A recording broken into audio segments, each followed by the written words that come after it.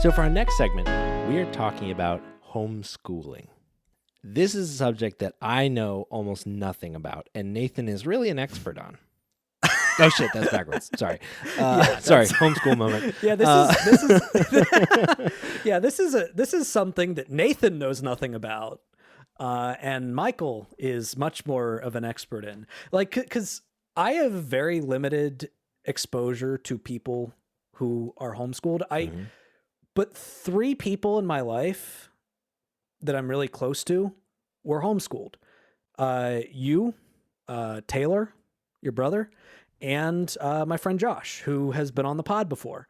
And the 3 of you are 3 of the most brilliant people that I know. Oh, buddy. So honestly, I always kind of had a bit of a bias for homeschooling because like the 3 people that I know that are homeschooled are like 3 of the smartest people I know. Yeah. But then, of course, there's also a lot out there about the potential downsides regarding, it being a mechanism of indoctrination. So like I came at this with a relatively blank slate. Like I have anecdotal experience that tells me it's good. I have random people that I know who have gone on rants about why it's so bad. So I going into this, I really wasn't sure what to believe or what I was going to find. Totally. Yeah, I totally agree with you. I think your experience echoes my own anecdotal experience of interacting with the people around me. What I notice in interacting with non-homeschool folks that have find out that I was homeschooled, and to be clear, I was homeschooled primarily like through like middle school age, like 8th grade. And then I was homeschooled and then also attended a local community college at the same time throughout my high school years. And so even in that sense, like I'm probably outside of the norm of your average homeschooler, partially because I didn't, exclusively homeschool all the way through graduation, or all the way through the high school years, but also because I attended community college when I was 14, which, it's not that common. But You're special. Well, hey, I didn't do that well my first year, but the point is like I think a lot of people only have a very simplistic view of what homeschooling is and how it works and the kinds of people that are homeschooled and get and the kinds of people that come out of homeschooling. And generally it's informed by like, just general assumptions or, stereotypes, or it's informed by the individual homeschoolers in their lives. Or most common, it's informed by whatever the most mentally available example is that they have. So there are a number of examples of like homeschoolers that are out of this world intelligent or amazing at like a specific subject. And so if those are the people that an individual's aware of, those are their example of homeschoolers. Or there's plenty of examples of homeschoolers that people know individually that aren't successful or really aren't well educated. And if that's the example, then that's what people go with. And so there's this really big problem in homeschooling in general, and we can get into this a little bit, but it starts with the fact that people just generally don't know very much about it. Yeah. And then it's exacerbated by the fact that that is kept that way intentionally, and the subject is understudied or studied in a biased way, or there's natural bias built into the people that are homeschooling, which prevents really thoughtful analysis and informed results from really being out there. So it's actually a very difficult subject to get kind of large, informed social science about, which means that like those just interpersonal interactions become all the more salient because people don't have good ways to ground them in facts. Yeah. And I think that there are definitely a lot of ways in which I think homeschooling, if done right, can be extremely beneficial. I mean, obviously, I think that your parents through homeschooling probably did a better job of teaching you critical thinking than my public school did. I think I had maybe one teacher that was really adamant and big about teaching critical thinking as like a core component of his class. Yeah. And that's probably it. Like most of the critical thinking that I learned, I learned from my own parents, who are also brilliant people. So I do think that if there is a heavy emphasis on teaching critical thinking, Yeah. in a homeschool environment, then I think it can absolutely be successful. Now, Yeah. that being said, I also think that is an indictment on the public school system. And that's also an argument saying that they need to be better about teaching critical thinking throughout grade school. Yeah. But at the same time, your example of like me being good at critical thinking as a result of being homeschooled is anathema to what the majority of homeschoolers would experience and what the data actually kind of supports. That's why I worded that phrase as it Yes. can be beneficial. Yes, exactly. And ultimately, that's a question of like the quality of instruction, perhaps, or a question of like the educational philosophy. So before we're already pretty deep into it, but let's establish some basics about about homeschooling in general. So homeschooling is when, rather than attending a public or private institution, a kid is educated in their home. This is most often done by the parent, but can also be administered by collections of homeschoolers, most typically called a co-op.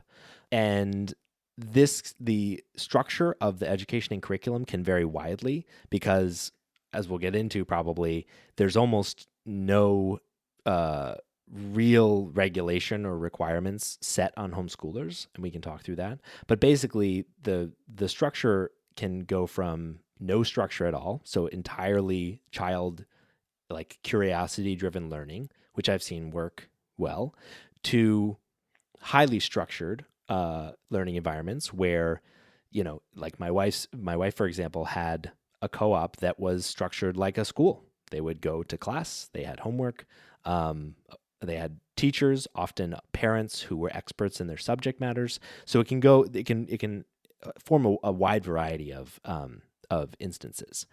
Currently, about 3% of the U.S. population of students is homeschooled, which is about 2 million kids. That's been pretty steady throughout the 2000s, with the exception of during COVID, when a bunch of people have homeschooled, and there's still been those numbers have still been somewhat elevated since the pandemic.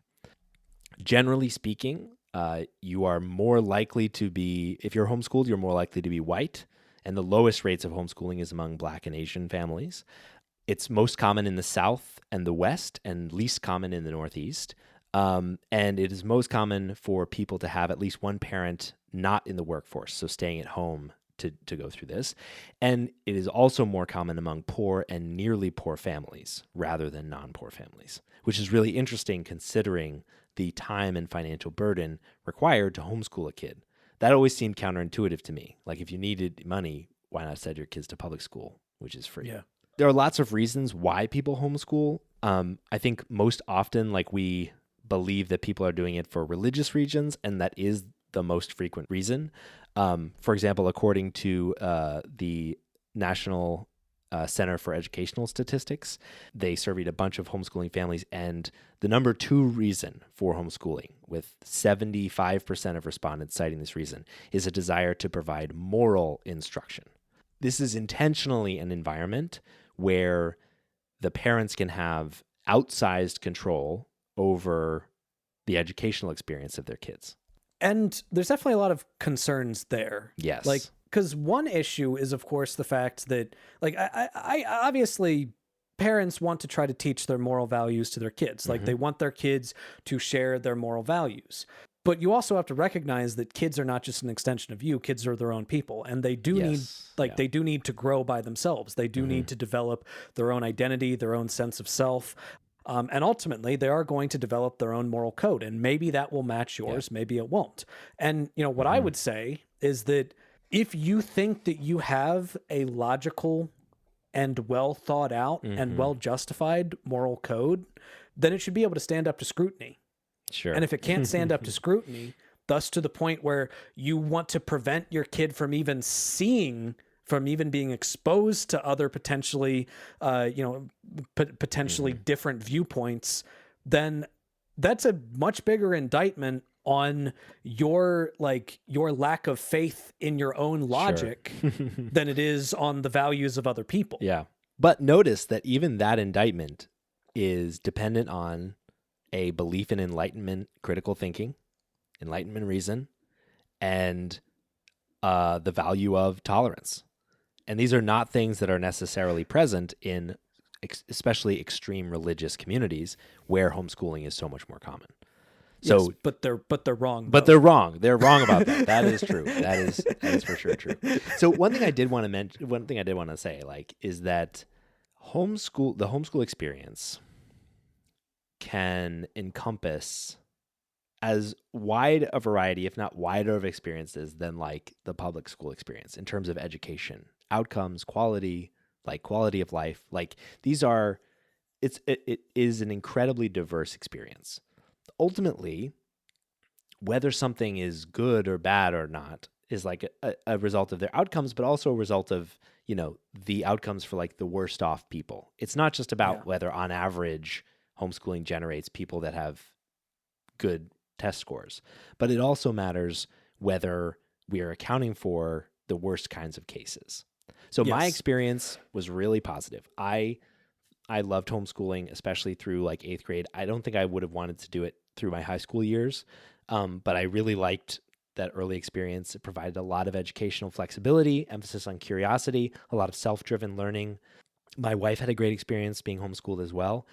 Like one of my former bosses has homeschooled all of his kids. He has a bunch of kids, and his wife like leads the homeschooling. But like their eldest kid is so freaking smart. Like it's he was reading Plato in Latin when I knew him when he was 9 years old. Holy shit! That's awesome. And I've met homeschool kids that are like, one of the benefits of homeschooling is the increased flexibility, which means that you can if you have a kid who is a genius in a specific field, they can focus on that field. Like I've seen 14-year-old, 15-year-old composers and musicians who are out of this world and specifically can dedicate the time to their craft because they're homeschooled. Often young actors are homeschooled as well, like Justin Bieber, Emma Watson. They were homeschooled because it's really hard to have, a job and go to public school at the same time. Yeah. Well, and also another thing that I think that made your experience a really positive experience that might not necessarily match up with other experiences is that one of the disadvantages that it's often cited about homeschooling is lack of extracurricular activities. And your parents, made sure that you could be involved in that. You were, totally. I know you and I played soccer together. We were in theater together. It was outside of an official school, but you were still involved in other events and you were still meeting other kids that were outside of, your group. And I think that's also very valuable and very important. Yeah. But of course, that doesn't always happen when it comes to homeschooling. And another really important thing to go off Michael's point about how we can look at some studies that say that on average homeschooled students perform better in college or perform better on standardized tests than public school people, which there is some evidence to suggest that can sometimes happen. In fact, there was even a study that suggested that home educated people typically score 15 to 25 percentile points above public school students on standardized tests. That's awesome. That's great. But at the same time, you also have to make sure that you are accounting for some of the potentially worst cases. Yes. Yeah. And preventing those worst cases and understanding why they happen. And in many cases, why they happen is because of the lack of regulation. So one of the things that we really need to be keeping in mind is the fact that if you are a student going to a public school, you are regularly coming into contact with mandatory reporters of child abuse. Yes. Meaning that if you are demonstrating some signs of child abuse, like, you randomly show up with a black eye or, there are bruises around you or anything like that, you are around teachers who are mandatory reporters. And they have to say if they're seeing that. They have to say that, and that can potentially rescue you from an abusive household. Yeah. There was a study in 2014 that showed that 47% of maltreated children had been in school but were now allegedly homeschooled. And then another one in Connecticut in 2018 showing that 33% of students withdrawn from school to homeschool to homeschool in families were in families that had reports to child services. Yep. It does leave potential vulnerabilities with regard to abuse. And unfortunately, it can also make it so that if abuse does occur, it occurs with impunity. Yeah. I think that's a great example. And I think so there's one like side of the argument that is about the people that homeschool. And it is that like there's a large subset of highly conservative homeschoolers that openly promote and advocate what many people would consider child abuse and is rightly considered child abuse, like extreme disciplinary procedures for kids that include like spanking during infancy, like physical and emotional punishments, how to inflict discipline without leaving marks. Like these are things that are promoted in some of these communities. So there's that side of it, but that's not really the point, right? The real weakness of homeschooling, because we've talked about how good outcomes can be because they do run the gambit. The real weakness is that there aren't any controls, is that you can have a parent whose interest is to take their genius child and develop their genius. But you can also have a parent who's only interested in avoiding detection by Child Protective Services. And there's no way to tell the difference. And there's no protections for that kid. And there's no even requirement that the kids be educated, right? Like in some states, you are required to test, right, for your kids. But even states that require you to test, some allow religious exemptions from testing. I knew a family who had, proactively done a good job educating their older kids who went to school and all these things, and had pretty much stopped educating their kids by the time they got to the younger ones. And so they had like a 7-year-old who knew nothing about how to read, was not even close. And like under religious exemption, there was no documentation that allowed the state to know that this child was undergoing educational neglect. And I think that's such a big part of this story, is that it's actually not about whether homeschooling is good or bad. It's about we are systematically and intentionally, and the result of homeschooling advocacy and the homeschooling anti-government homeschooling movement, we are systematically removing all of our tools for protecting kids from the worst downsides of what life can look like in a family. Yeah. In fact, I almost think that there's a theme to both of our segments, not just because they're both about children, but because I think that ultimately my conclusion about homeschooling after looking at some research is kind of similar to my conclusion about child labor, which is that it's not inherently a bad thing. No, yeah. And it absolutely can be a positive experience for a child. I think that it absolutely can be a positive experience for a child to work, but you do have to have systems in place to prevent those worst cases so that it is a positive experience. And same with homeschooling. I want to make it very clear. I don't think that there should be a ban on homeschooling. I absolutely don't think that. I think that homeschooling can be a great thing. I mean, it's not something I'm planning on doing with my kid, but I think that homeschooling can absolutely be a good thing. And I want it to be. I want it to be a positive experience for the parents, for the kids, for all those involved. I want it to be something that is good. There are children in my life that are going to be homeschooled. And, I want them to have the best possible opportunity. So the point of this segment is to say that there are some unfortunate loopholes in legislation regarding homeschooling and regulation regarding homeschooling that allows for instances Yeah. of abuse Yeah. that allows for instances of basically indoctrination. And if we want to save this system, if we want to make this a good system, we have to spend some more time passing laws, passing legislation Yeah. that make it the best possible experience, Yes. that give it the best possible standards Yeah. for the best possible outcomes for the kids that are involved with it. Yeah, I totally agree. I think unfortunately homeschooling has been the victim, as a practice has been the victim of its own advocacy. Yeah. It has been the victim of intentional bad actors whose Yeah. only goal is to ensure the tyrannical control of parents, largely to serve a religious purpose.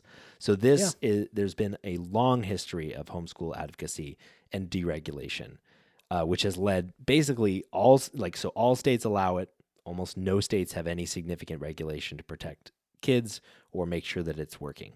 And at the same time, that like the study that you mentioned, Nathan, it's really hard to find consistent, reliable data on the subject, because the studies that are done are most often coordinated and funded by advocacy organizations who are intentionally using methodologies that will skew their results.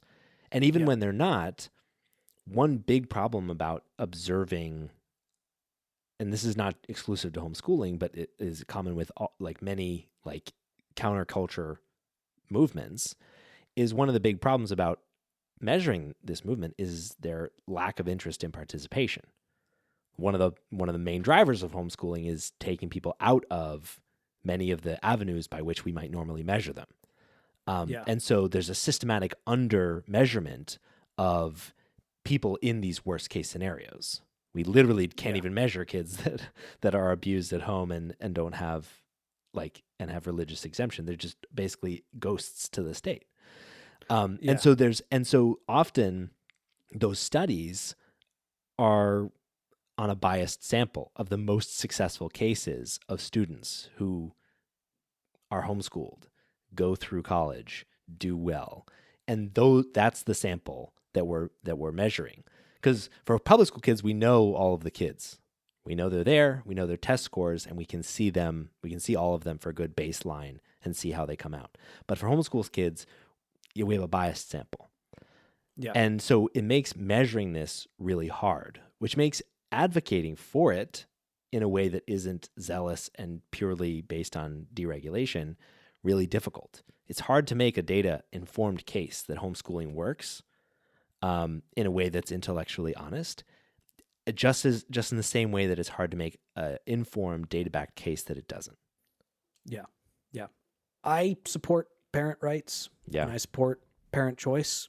But when we're talking about this topic, this subject, what's more important than parents' rights are the rights of the kids.